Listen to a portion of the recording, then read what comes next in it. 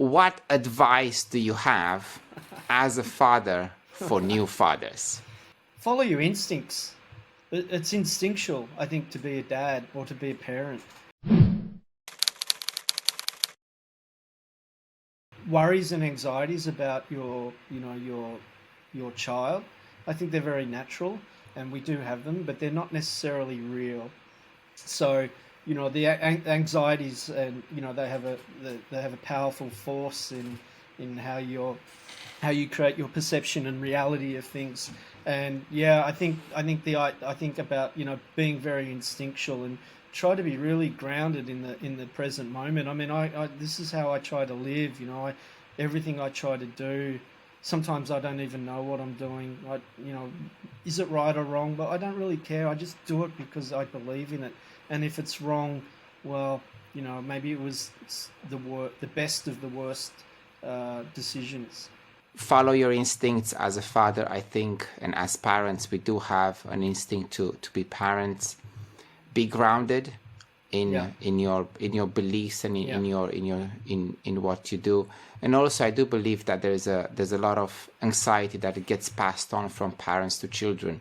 Yeah. And if parents are less anxious, then our kids will be less anxious too. I'd love to, can I just quickly share one little story before we might leave? But this was a very, very powerful moment for me.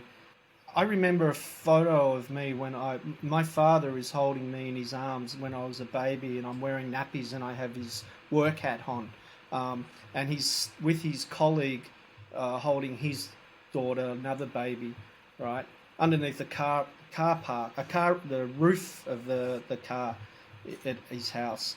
And so the strange thing is, I don't know if it's actually real or a constructed memory, but I remember, well, supposedly I remember having a conversation with this baby going, why is it that they don't understand us, right? Don't ask me why I have this memory, but it stuck with me, and it came back to me when I became a dad. And so when my son was about, I don't know, 5-6 months, he wasn't spitting out any words, but he was Googling and gargling, and you could see that he had, he was paying attention to things. I would tell him a story. I had a whole bunch of pictures on my wall, and every day I would tell him the story of all these pictures, right? So it was a narrative, and I did it very often, very, very often. And then one day I thought, why am I doing this? Do I believe that he can understand me? And if so, then how do I prove that? So I said to him one day, I told him the story, and I went through every picture in my arm, and I said to him, Paddy, which picture is your favourite? Okay, I'm talking to him like an adult. I'm not talking to him like a baby. I'm talking to him like he understands me, or I believe he understands me.